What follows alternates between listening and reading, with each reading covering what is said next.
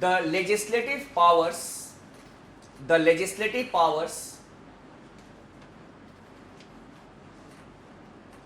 of the center and the states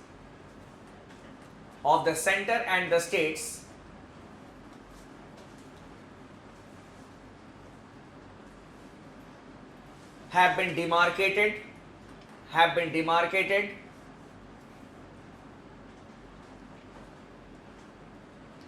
in the form of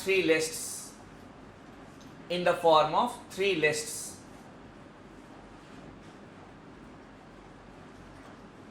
List 1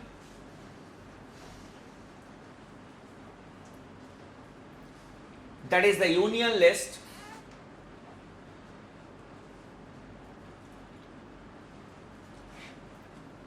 consists of those subjects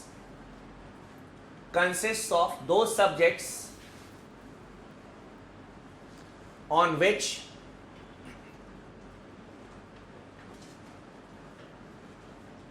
only the central government can make laws.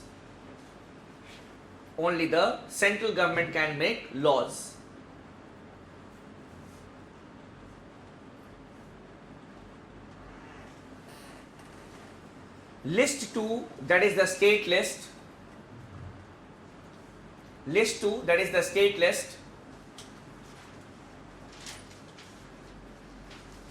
Consists of those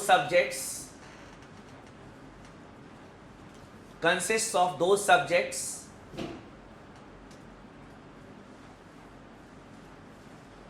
on which the states can make laws.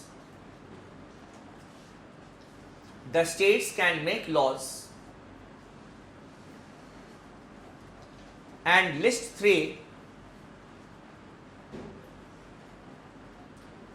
that is the concurrent list,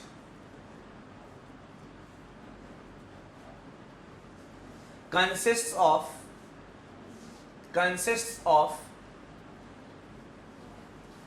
those subjects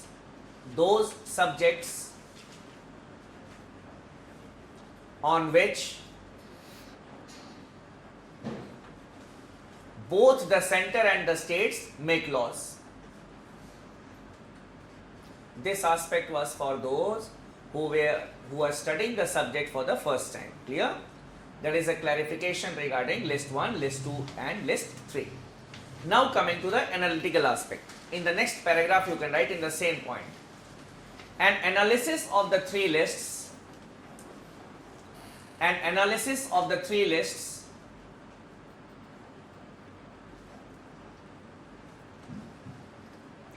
shows that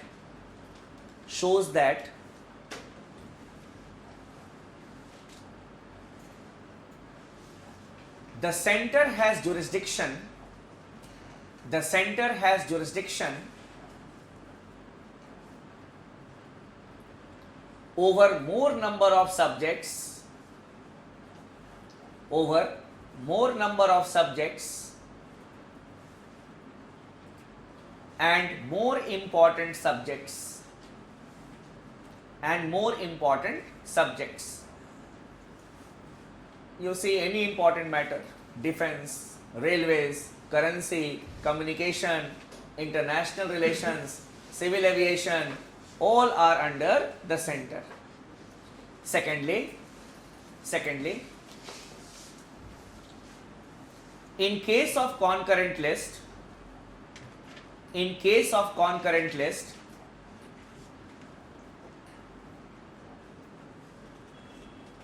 if both the center and the states make a law on the same subject,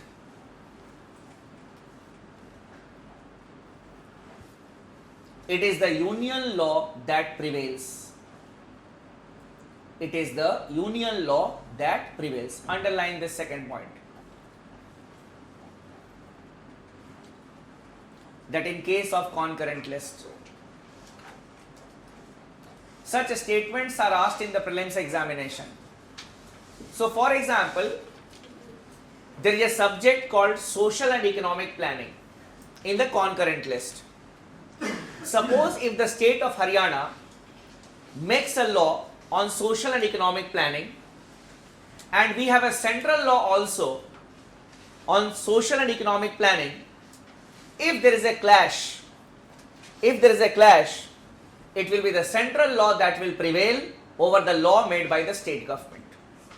That is what we have written here, that in case of concurrent list, if both the center and the state makes a law on the same subject, it is a union law that prevails. And next, thirdly, the residuary power lies with the center. The residuary power lies with the center. Those who are studying the subject for the first time, in the bracket you write, a residuary list is an imaginary list. A residuary list is an imaginary list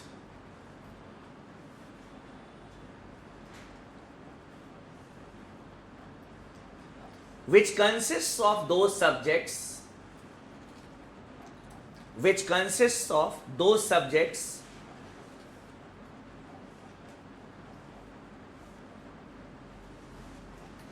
which are not there in any of the three lists.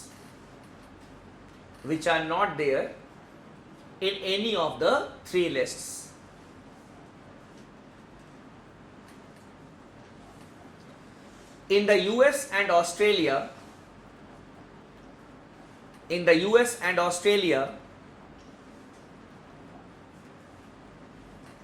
the residuary power lies with the states.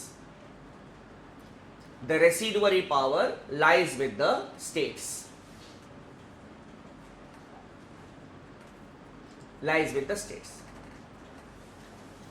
So when the constitution making was going on, our constitution makers may not have thought about various subjects that we face in the modern times. For example, open space.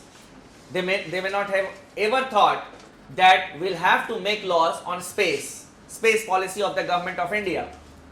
But when the Sputnik was sent, then the government of India realized that we also need to make laws on open space. As it was not mentioned in any of the three lists, it went to the residuary list as it was not mentioned, and the central government made laws on that. Similarly, the cyber laws. The Constituent Assembly may not have ever thought about it. Computers were not there. Forget about the information technology.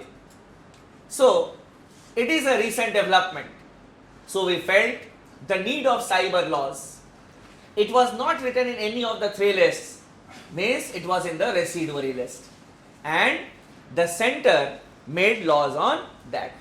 So, such type of statements will be there in the examination. Which of the following statements are correct? Clear?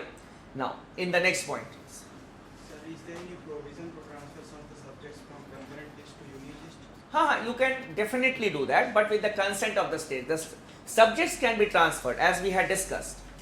Subjects can be transferred from the union list to the concurrent list or the state list to the concurrent list, but it has to be done in, we can say, consent of the states only. 50% of the states must ratify that amendment bill. Sir, Yes. residuary list mentioned in the constitution. No.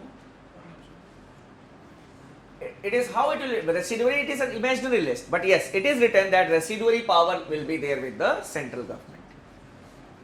It is an imaginary list. Any subject which is not there, and if there is a need for any law, the central government will make laws on that. Later on, it can be added into the lists by an amendment to the constitution. Next, the governor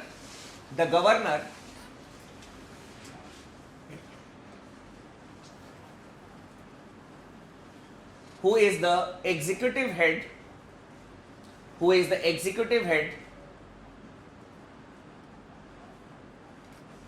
of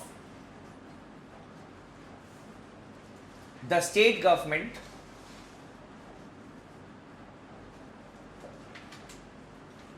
is appointed by the center. Is appointed by the center.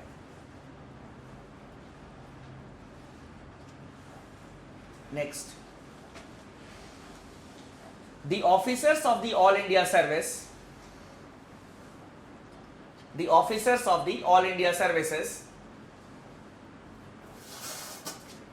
in the bracket you may write IAS, IPS and Indian Forest Service.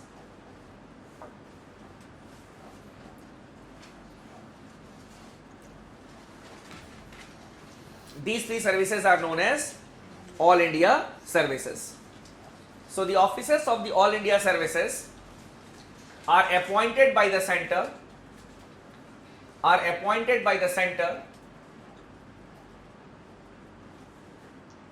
but they serve under the states. They serve under the states. They can come to the center also on deputation, but mostly they serve under the states. If you will be an IAS officer or an IPS officer, then you will be given state cadres, state cadre. And even after your retirement, you will be known he was an IAS officer or IPS officer of this state cadre.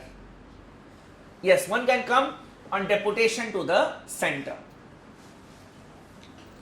So because of these, and there are many other aspects also that we will be discussing under the center-state relations. Because of these reasons, Professor K.C. Ware may have termed that India is quasi-federal. We will conclude with Professor Alexandrovich. You may write it.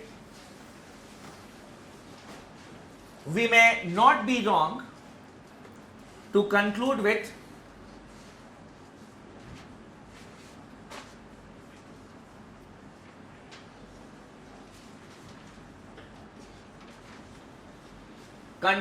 Professor Alexandrovich. I have written it for you. Alexandrovich, that India is a case sui generis. India is a case sui generis.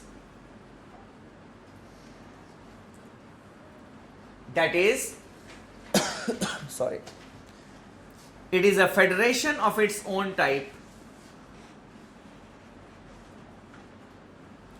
Federation of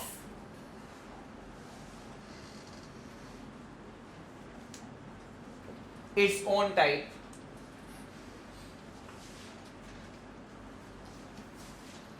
It is a federation with a strong unitary features. It is a federation with strong unitary features. The reasons I had told you why we adopted this Canadian model of having a strong center, because the divisive forces are working in this country. You know, India is a unique country. India and communal tensions were born twins. So from the very first day, we saw or we observed the emergence of the divisive forces in this country, and the constitution makers never wanted to take a chance, and that is why they provided for a very strong central government. Clear? So no doubt we have got a federation, but we have got strong unitary features. Whenever we talk about federation, sometimes in the newspapers we come across another term, that is confederation. Here only we will be discussing the difference between a federation and confederation.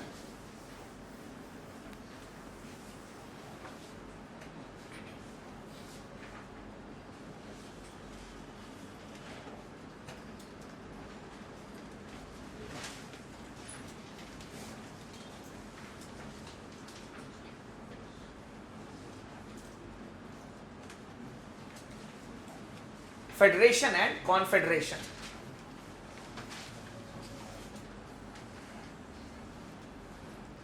Federation is a group of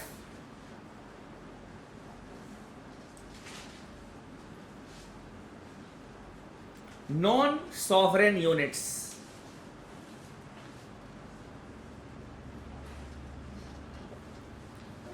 It is a group of non-sovereign units. Sovereign means free units.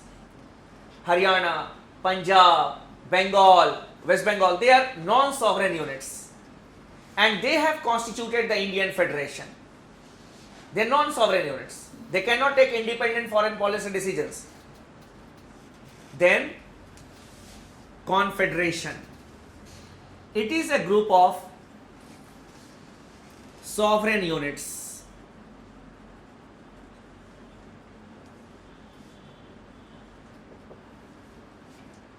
SAARC, European Union, ASEAN, these are the examples of confederations, regional organizations or international organizations. So they are the group of sovereign units. All the members are free countries, independent countries. A federation is the creation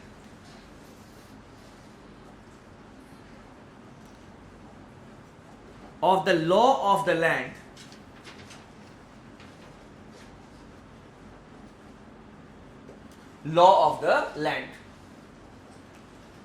On the other hand,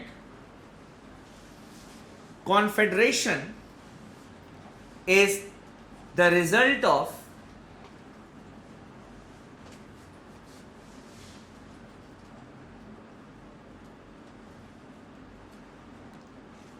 an international treaty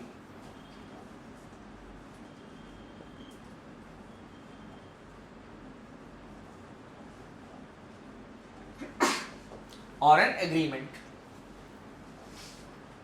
International treaty or an agreement.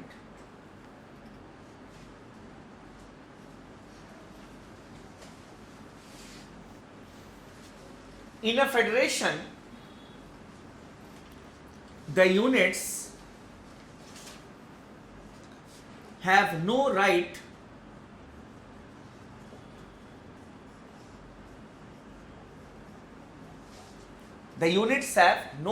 to secede. Means they cannot move apart. They cannot declare that we will not be a part of India. Punjab, Haryana, Chhattisgarh, Jharkhand, they cannot declare that we will be not a part of India. They have no right to secede. On the other hand, in a confederation, the units have the right to secede.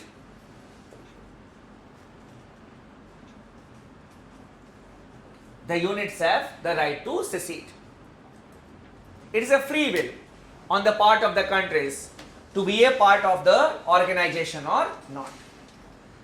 Sometimes they can ask you a question, which of the following statement is not correct about a confederation, is correct about a federation? Such type of questions may be framed from this part. Clear? So with this we have completed our discussion on the salient features of the constitution. We'll stop here for the day.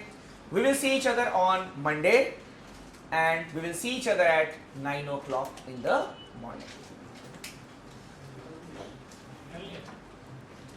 No, tomorrow we don't have a class.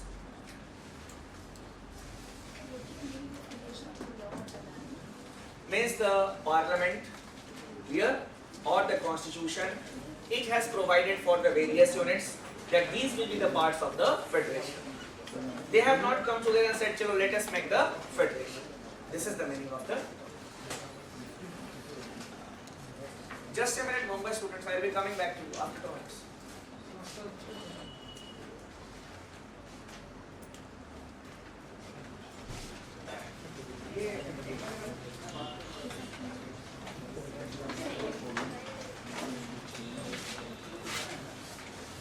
ये तो जा सकते हैं, उनसे बात करें। Class के लिए तो दे सकते हैं।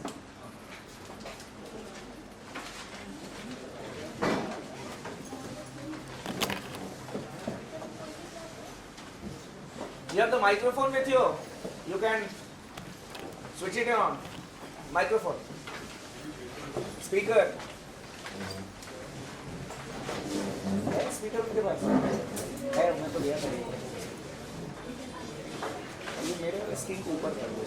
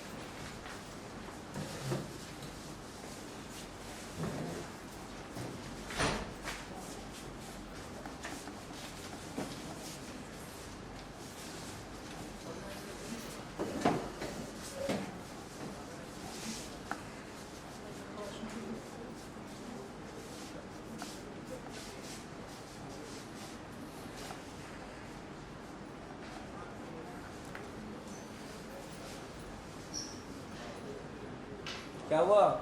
What is the problem?